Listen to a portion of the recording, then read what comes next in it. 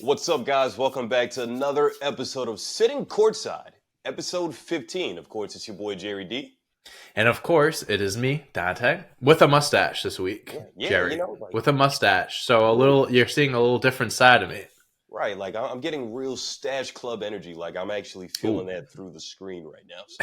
So, that's amazing, man. But, speaking of that mustache, it's got everybody thunderstruck, just like the rest of the NBA, baby. What an innuendo. Wow. Look at you. Look at you going into the first topic. Yes, sir. Yeah. I'm reaching. I'm trying to open up my bag of these one-liners and puns and stuff. But yeah. Anyway, the Oklahoma Just City like Thunder. just like the Oklahoma City Thunder, everyone is shocked about my mustache, and just like my mustache, everyone's shocked about the Oklahoma City Thunder. The Thunder are looking good, man. The Thunder are looking pretty good to start out the season. 5th in the West through 17 games. I think they were as high as they were top 3 at one point, right? Or second at one point. As early as last week, I believe they were second in the West at one point. So yeah, as early as last week. And this isn't a one-man army. Last year Shai Gilgeous led the charge, of course. Had an incredible season and had some help as well. But this year he has a running mate. He has a lot of help here, and Chet Holmgren is putting on a show to start his young NBA career. He is on pace to have a 50-40-90 season while averaging 2 blocks. First time that would ever happen, which is bonkers considering that he could do that as a rookie. Yep. SGA, going back to him, he's top 5 in scoring. I believe he's 4th as of this recording with 30.5 points per game. Jerry, the Thunder, I mean, obviously, and then, they have their role players as well, guys that are, contributing as well. But, just talking about SGA and Chet, what do you see from the Thunder right now? Do you expect them to hold up? Do you think they'll be a top seed in the West when this is all said and done? How do you predict the Thunder season to go? Yeah, I definitely think this is a case where we're about to see this super young team. I think their average age is 23, 24, 25. Ridiculous. Either way, it's ridiculous. It's younger than the both of us. Yeah. Yep. Just to see them at this position at this point in the season, we're almost a quarter of the way in. And it's really giving me the vibes of what we saw from the Memphis Grizzlies a couple years back, right? Mm-hmm. Where Ja Morant came onto the scene with Jaren Jackson, Desmond Bane. They made a lot of noise. Yep. They made it to the Western Conference Finals one year or whatever it was, or the second round. But they're just primed to just be really freaking good for the next few years or the next several years, because everybody's and then you get into the picks and everything like that too. That's just a whole nother thing. Yep. This team is built. This team is built. If done right, this team, we might be looking at the beginning of a brand new NBA dynasty. I know it sounds crazy, but genuinely, they have the pieces, they have the talent currently to construct a team that is sustainable for the next 5 to 10 years and could be competing for championships. It's ridiculous. What I like a little bit better about this compared to teams like the Celtics, how they have 2 wing players, or even the Nuggets, how they have Jamal Murray and Nikola Jokic. This is an even earlier version of that, because Chet is basically only a rookie, and SGA is about a 4 to 5 year player. We're a lot earlier into this process of where guys are at and what they look like. And I think even at this point in their careers, if you want to stack up Jokic's rookie year to Chet's, it looks like Chet could have a better rookie season. You want to stack up Jamal Murray to SGA, looks like SGA is further along compared to where Murray was at. So it's kind of crazy. And we're not even talking about the other ancillary pieces, right? Both of the Jalen's, Lou Dort, they got a rookie. Even Isaiah Joe, even the guys like Isaiah Joe's been doing well this year. Yep. Looking at their stats now. There's a rookie on the team whose name is escaping me, and I apologize, but he's also hyper efficient. Another good role player to complement what the rest of the team is doing. So I'm actually very excited about where OKC is going. To answer your other question, this is a playoff team. I think a lot of us had them penciled in as a play-in team. I'm they're probably a season or 2 out from actually contending or competing. But no, the future is now. They could win an NBA title as the season kind of wanes on. Like, I wouldn't doubt that Chet becomes a better player, that SGA becomes everybody's so young on that team. Like, I don't know who could become what when it's April. Yeah.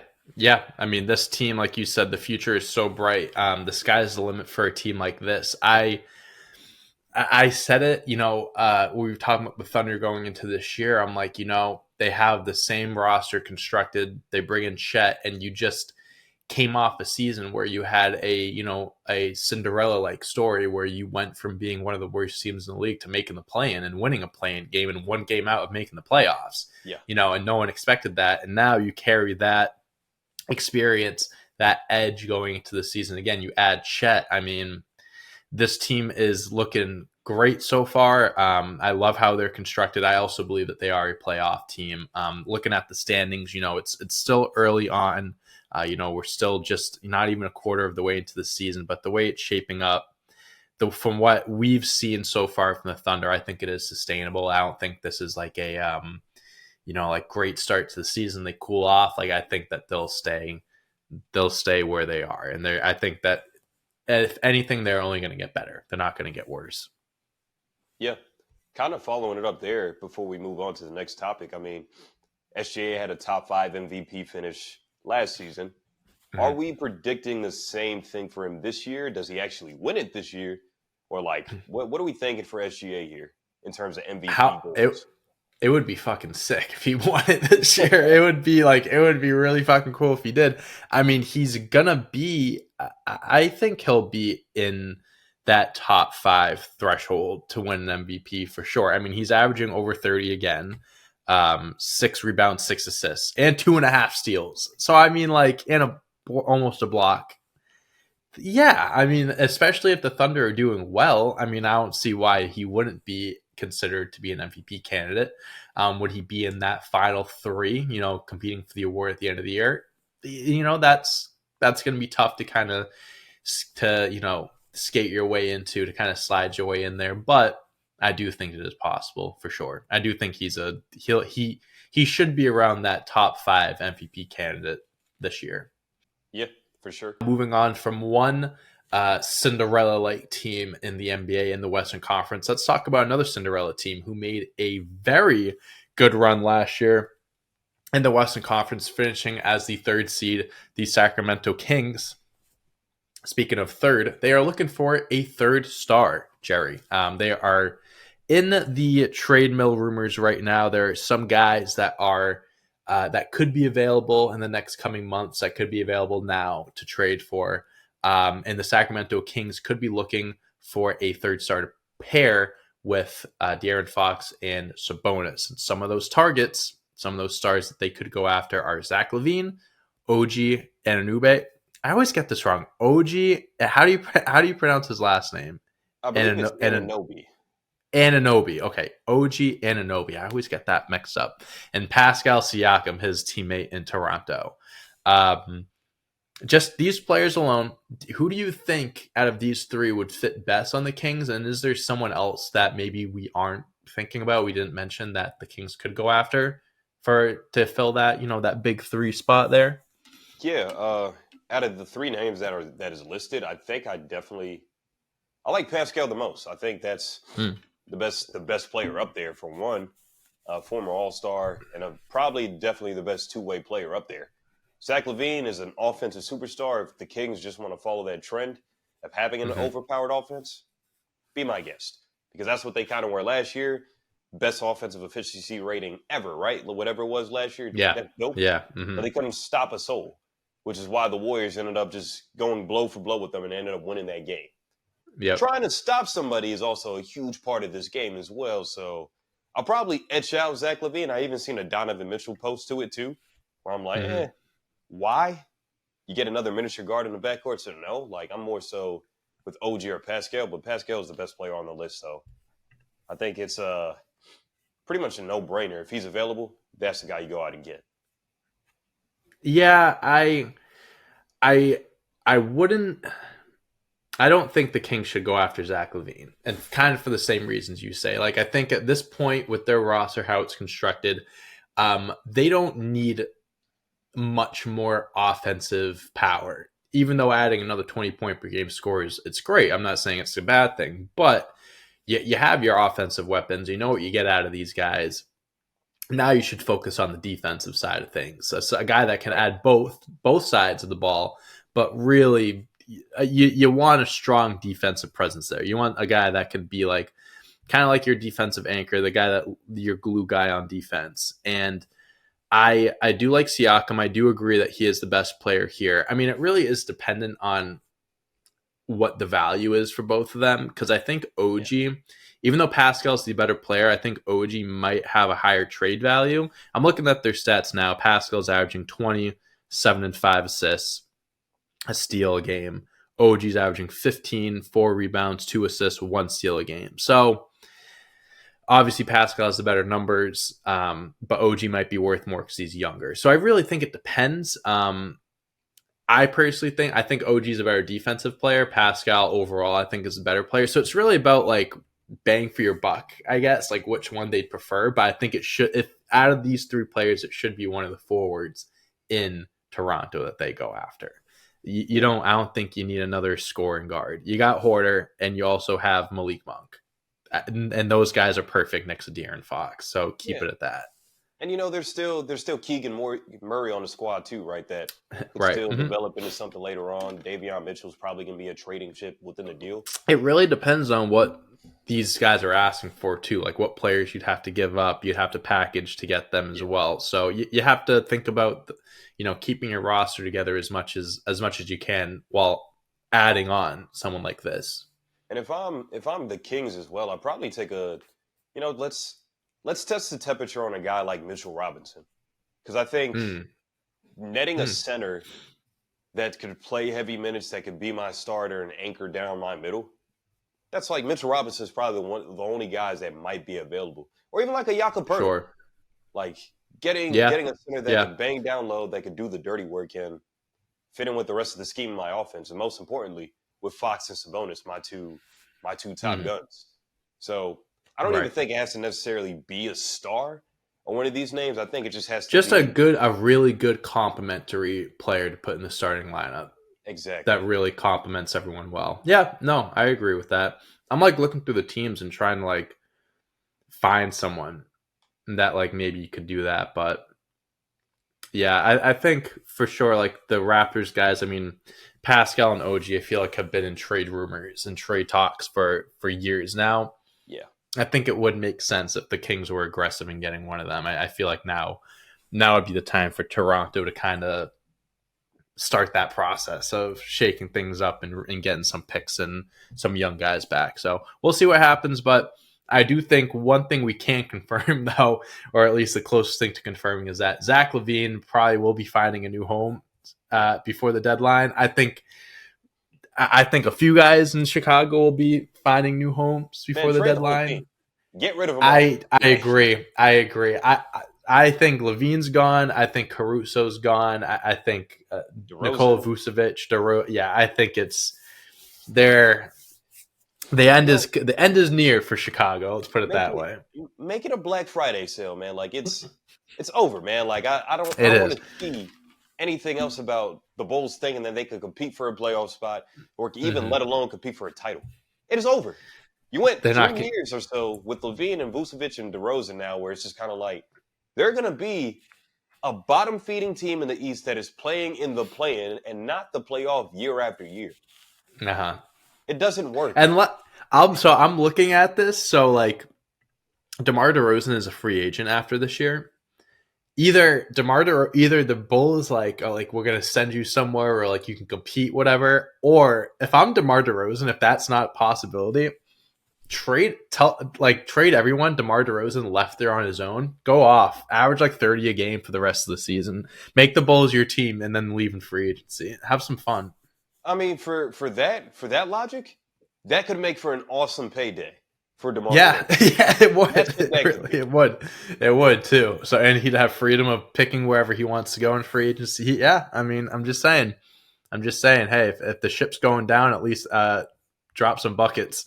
Average 30 while it's going down. I don't know, man. But DeMar DeRozan is. I don't think he's that. He's not that type of guy. I think he Yeah, definitely would. He's definitely going to get shipped off, it's but the it would be funny. twilight years of my career. I mean, it would be cool to go down averaging 30 with Chicago, the team that Mike played for, and he'll probably end up being the Sure. first person since Mike to have Since a Mike, 30-point season. But yeah, for sure. But I don't think that matters. Like, I'm trying to get a chip. I'm at 35. this point, his career, yeah, he should be focusing on trying to win a You know, championship. And Chicago was not the place to do it, no. unfortunately. Like, I'm sick of. I'm just sick of them now. Like, they're as bad as the Charlotte Hornets. Like, no, we're good. Charlotte ain't looking too hot right now, huh? Injuries, Got man. some Injuries. bad injuries. Well, let's move on. Let's talk about this in-season tournament, Jerry, huh? Let's talk more about some developments in the in-season tournament. So after another few weeks of games and stuff like that, we have 8 remaining teams in the in-season tournament. And now these games like quarterfinals, I think it's like elimination games. Like I think I don't know if it's just like winning now, you have to win out, or you have to. I know there's like a score differential thing. It's single elimination now. Okay, yeah. I'm still figuring this whole thing out. I got you. But thank you, I appreciate it. So we have 8 teams left. We have the Lakers, the Suns, Pelicans, Kings in the West, and then we have the Bucks, Knicks, Pacers, Celtics in the East. Yeah, so that's who we got left in each conference. The East, I think, that's like a good bunch. Like that's a good, I think, 4 teams to have in there. Like your top 2 Bucks, Celtics, and like 2 grinding teams, hard-nosed teams, Pacers, Knicks. And then you got Lakers, Suns in the other conference, Pelicans with Ingram and Zion, and then the Kings, who we just talked about. So what have you thought about, the tournament so far? Do you like what you see, like the concept around it?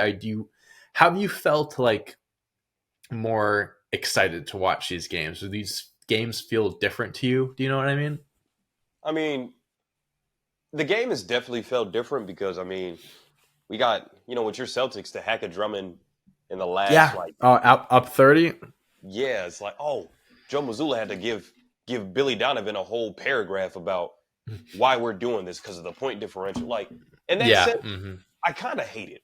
Like, intentionally just going for last shots with 3 seconds left on the game because, hey, if we win by 13, we have the point differential, we have the 1 seed, or we have home court advantage for the start of this tournament. Like, it's in that regard, I agree with some of the players and how they feel about it. Like, it's kind of bullshit about how it is impacting the game, and those unwritten rules are being unraveled and they're being thrown out the window. Yeah.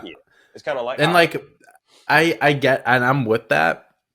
And a lot of people on Twitter, or X, excuse me, have been saying like, oh, you'd hate soccer and stuff like that because that's how soccer is. Like they do like goal differentials and stuff, but like it's a little different. Like in soccer, like you're scoring just like a handful of goals. In the NBA, we're putting up 100-something points a game, so it's like the differential is a lot bigger in the NBA, and like the points is it's a whole lot different. But I understand.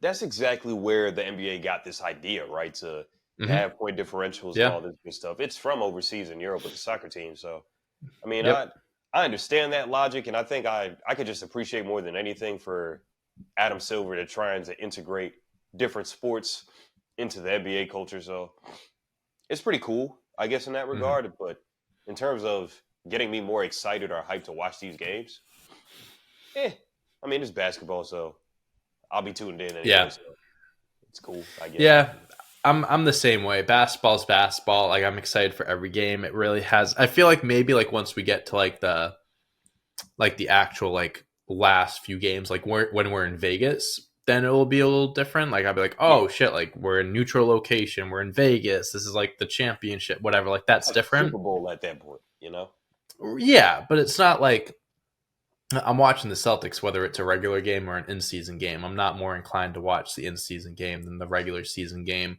And I respect, like you said, like trying to make it different, like integrating other sports, the points differential. This is a brand new thing. We've talked about this. Like, how do we feel about the rewards? Like, do we, we gave our 2 cents on that and stuff. And now, the whole scoring concept and the whole concept of like, how teams make it and how they, move on with the whole points differential, this is going to be something that's going to be a topic of discussion.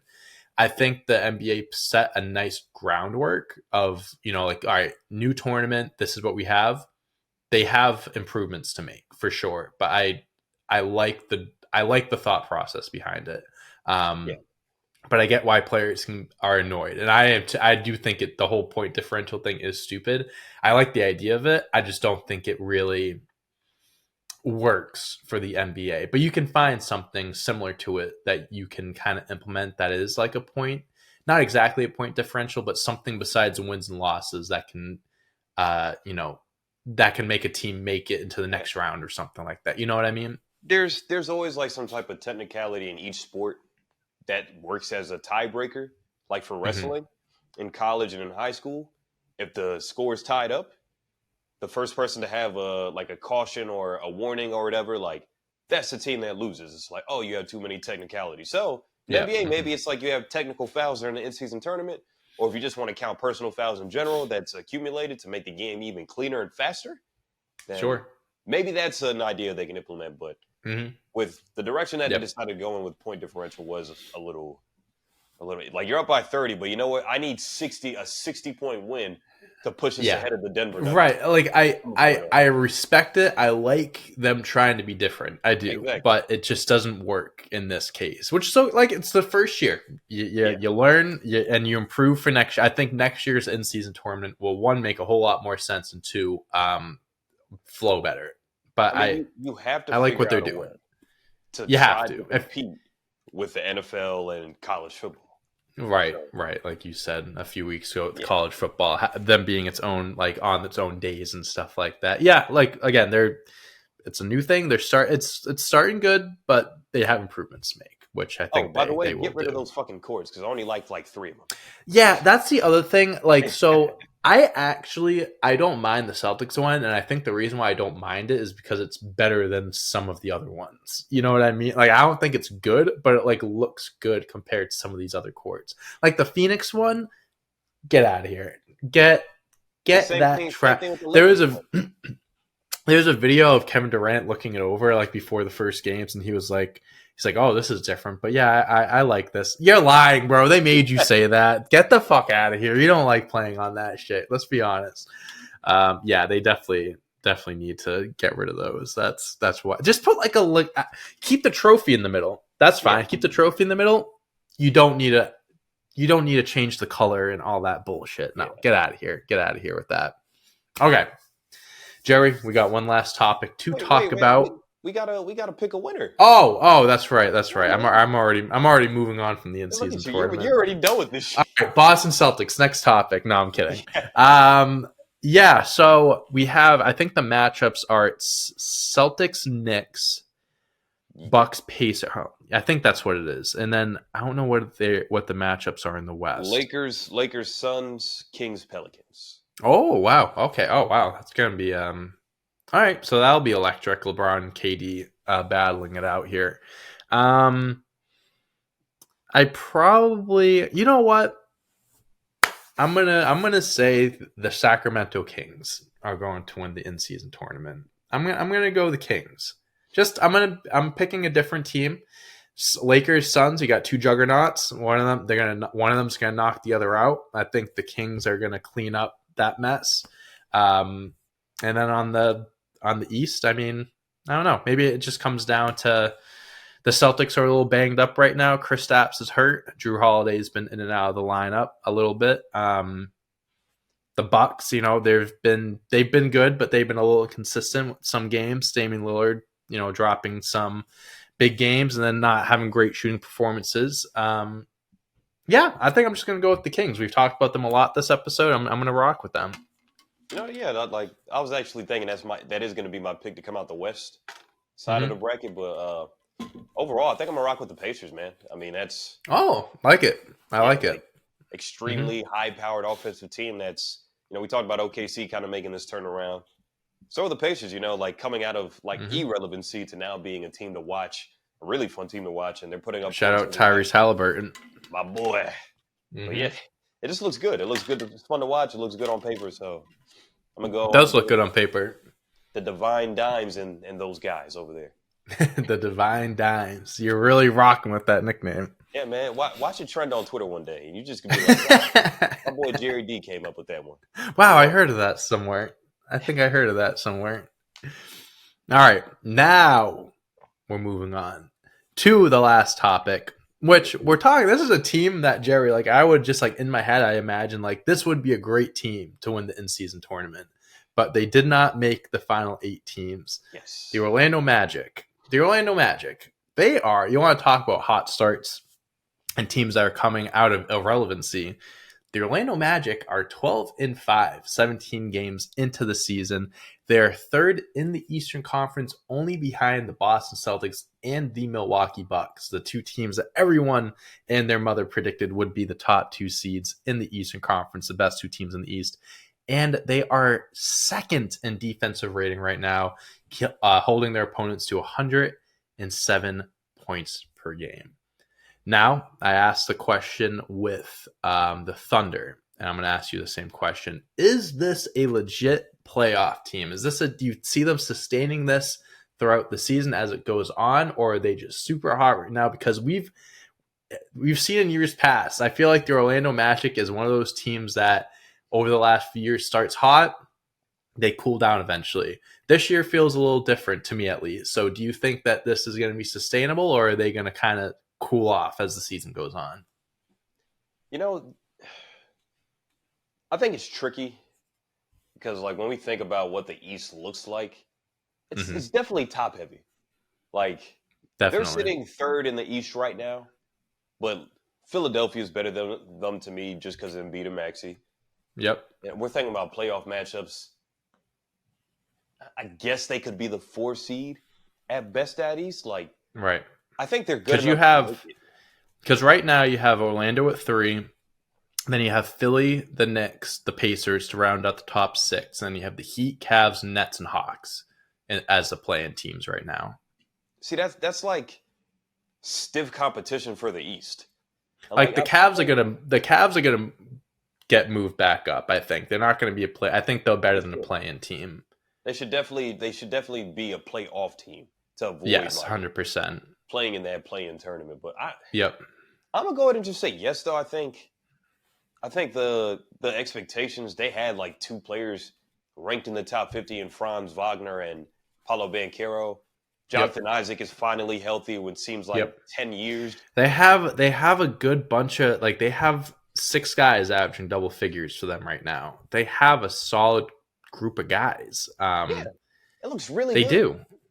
They do. And they're a lot of them are young too. I mean, not comparing them, but like, you know, like similar to the Thunder in the sense of like they're young, but they're putting it together early on in their careers.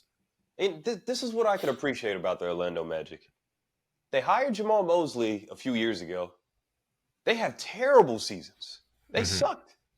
And they actually stuck with them because they understood that it was a young program, a young association, a young team in the association, to where we can just go ahead, draft these guys to put around this coach to see if he's actually capable of something. And now look. It takes time. You have to be patient. On a podcast about them making the postseason. This is how you run an NBA organization, guys. Yeah, I agree. Hire a coach after 1 year. Shout out to my boy Frank Reich here in Charlotte, and who got fired instantly after a 1-10 start. Yeah, I understand they're terrible, but it's a young team. It is a rebuild. This is what you do in professional sports. You give guys a chance. So I could applaud the Orlando Magic for actually going through with this thing, trusting the process a la Philadelphia, and actually appreciating Jamal Mosley and letting him work with talented young guys and pieces. And the GM, shout out to them too. I don't know who it is. They did a fantastic job. I don't know who you are, but I want to shake your hand. You did a great job with this team. Do, man. We could fist bump. I could take you to Dave and Buster's after this. That's like when don't get me. Don't tempt me with a good time. I love Dave and Buster's. Yeah, it's like when you're at a restaurant and you get like a really good meal or something like that. It's like, bring the chef out here. Like, I want to shake that man's hand. I don't know who he is. I want to meet the guy who made me this fucking meal. Now I want to meet the guy that made this, that stuck with this Orlando Magic team, that drafted these players, kept the coach, because this is how you rebuild a team. There's no, you can't be, you have to be patient for stuff like this. You have to have patience, because Rome wasn't built overnight. Rome wasn't built in one day. You have to draft these guys. You have to develop them. You have to find the right pieces, the cornerstones. Like Paulo is a cornerstone. Franz Wagner is a cornerstone. And then you figure it out along the way. Cole Anthony, Mo Wagner, Jalen Suggs, Markelle Fultz. I mean, he's averaging 11 a game. Wendell Carter, he's not even averaging double digits, but he's contributing 9 and 8, 9 and 9 actually. And then again, Jonathan Isaac, first time he's been healthy in fucking like 15 years. You know what I mean? So it's like, and you got young guys. You got Jet Howard, who hasn't really been doing much, and then Anthony Black. So you have like all these guys I just mentioned are young. So you have young guys that are contributing now and guys that are going to get better. And, maybe along the way, like same thing with the Thunder, you package some of these guys and you get a bona fide superstar if you want to. That's what happens when you build up a team and you develop these players, where you're in a position where you can keep them and keep the core, or you can package some of them and get someone to lead the way. And then you become a solidified playoff team. But with all that being said, Jerry, I do believe that they are right on the borderline of being like a playoff team and a play-in team. I see them being like that 6 seed, maybe 7 seed, like right around there. But I do see them being like just straight up making the playoffs. But I could also see along the way, things happen. Maybe they slip up a little bit, get into the play-in, but they're absolute minimum, like 9-10 right now, 9-10 seed minimum. I mean, max. I mean, yeah, no, I'm right there with you. I'm in agreement. Like, again, just looking at the bottom feeding teams that are out east, like I think they're better than the Hawks. I think they're better than the Nets, and I think there's just right. They can probably match up well with the New York, even though New York's pretty damn good. Mm-hmm. They can match up well with a team like that. So, yeah, things will even out. Like, right now the Heat are 10 and 8. They couldn't move up a little bit more. The Cavs, like we mentioned, even the Nets, like these rankings. Obviously, we're not even 20 games in. This is going to fluctuate, but I do expect this. I don't see the Magic falling. I expect them to be right in the middle of the pack, and potentially a just straight up playoff team. So that's my thoughts on the Magic. It'll be their first, playoff appearance since teams were playing there in the bubble. So hey, everybody, welcome to Disney World. Damn it! Like, hey, when was our last playoff appearance? I believe they did make it in the bubble as like an 8th seed. Vucevic, did they? Vucevic, that's right. Yeah, no, that's yeah. Oh yeah, didn't they beat the Bucks the first game or something like that? Yes. I think, yes, they upset them the first game, and then I think they lost the next 4. But yes, I do remember that. I can't believe I do remember that. Wow, that's crazy. Hey, but what? All right.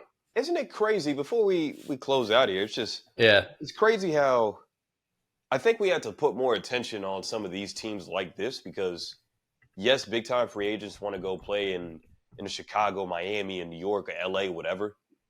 But I think they have to put the microscope on teams like Oklahoma City, teams like Orlando, that they got the right stuff. It's there. It's in the mix. They do. All it takes is a star, and this guy or this player or ex-player could be the guy that puts them over the hump. And hey, maybe they actually are championship contenders. Like big time free agents. That's right. Check out these small market teams, man. I think like this is what makes the NBA great too. Is like it's a not any given Sunday, it's any given game type of thing. Yes. Where like these teams, like there's just so much talent. Me and my friends talk about this all the time. There's so much talent in the NBA. You can't like take any team lightly. And it's like a team could put it together, like maybe, in one off season, but like a lot of these teams like can sneakily like, go from being one of the worst teams in the league to being, to being in a play-in or a playoff team the next year because of like their development of the talent, like the Thunder, the Kings, the Magic you're seeing now. Like, that's what I love about the NBA is that every year there's always these teams that are just like coming out of being like mediocrity and like, showing that, they could be really good teams. And, like you said, like it makes players and like fans want to pay attention to these smaller markets and make those smaller markets bigger. So as the NBA continues to grow, we see kind of more of like, and it's gotten better over the years, of stars kind of spreading out and going to these smaller markets and going throughout the NBA and stuff. Seeing teams like Orlando, Thunder, Kings. What I'm trying to get to is it's exciting for the NBA seeing these younger teams compete. But all right, yeah, I think that's it. I'm just looking at Twitter, seeing if we missed anything. The NBA did put out their updated rookie ladder, and I'll just say this since we talked about this earlier. Chet is number 1 over Wemby at number 2, and Jordan Hawkins, who is becoming a regular on this podcast over the last few weeks, coming in at number 3. So we the rookie ladder is, Chet is holding his own right now against Wemby. So I think you got to respect it. We had him as a dark horse pick. I mean, like we did. Wemby doesn't have the thing locked up, man. I know that international experience is huge, but if we just need to look at history, right? Ben Simmons sat out a year, wins Rookie of the Year the next year. Blake Griffin sits out a year. Blake Griffin, wins the Rookie of the Year. So Chet sat on an NBA bench with all his teammates that are currently playing now. So it's just like chemistry, like, man, if I was out there, like, the whole stigma, like this will be happening. Like, yeah. You get to put it into fruition. I like it. Yes, sir. Cool. Yeah. So very exciting stuff we're seeing from Chet, and that seems like that's that. Do you have anything else you want to add, Jerry, before we close this out? Nothing, man. I'm locked into college football all of a sudden now. There's a lot of 12-0 teams and conference championship games coming up, so I'm just excited to see if Alabama could actually sneak into the playoffs after taking that 1 L early on in the season. So my mind's like all these other plays. Oh, shout out to Juju Watkins also, USC freshman for the girls team. Passed Lisa Leslie in most 30-point games as a freshman. So my mind's everywhere. It's a great year for hoops. It's a great year for sports. A lot of sports going on right now. A lot of sports going on. Well, on my end, when it comes, I haven't been following college football. I'm not too big of a college football guy, so I have nothing to add there. I did recently trade Justin Jefferson in my dynasty football league, so that's my big news in the football end. Breaking news, I know. Wow. Crazy. I had to do it. One hell of a deal. I hope you got a great return. I did. I got Bijan Robinson, Zay Flowers, an early first-round pick for this rookie class. So it should be like top 4, top 5 at the minimum. And a third-round pick next year for Justin Jefferson. And I already have Jamar Chase. So I have... Okay. So I had both. I needed a cornerstone young running back to go with my cornerstone young receiver. And Justin Jefferson, he's been hurt. God knows what the QB situation is going to look like moving forward for your Vikings. Do not remind for your Vikings. I don't know if Dobbs or whoever the hell they're going to throw in there, but I can't trust it. So I had to get rid of Jefferson, unfortunately. Not a bad idea. You got great return. I did. I wouldn't have traded him if it wasn't a god. Justin Jefferson's like the best guy you can have in fantasy besides a quarterback. So I made sure I got a good deal out of it. Trust me. But that's it. And I think one thing too we want to announce before we close out and stuff. So usually with these podcasts, these videos, we also do the quiz game videos at the end. Moving forward, we're just doing just the topics and stuff as the main podcast. So we're going to continue to do games and all that stuff, but we're just saving that for the short section of YouTube. So if you want to watch the games, all that stuff, make sure to go to our shorts tab and watch. We have one new one every single day, at least 1 or 2. So you can check them out there. I feel like it would be, we've talked about this. It's just kind of like flows better, just kind of keeps it shorter and stuff like that. So you guys can kind of hear us talking about basketball and stuff, and you can still watch us play games and stuff, but we move that over to just the shorts. So just want to let you guys know. Look, so if you want to aren't even at an hour, we're this is perfect. This is our shortest podcast by 2 hours. Could you Yeah. believe it?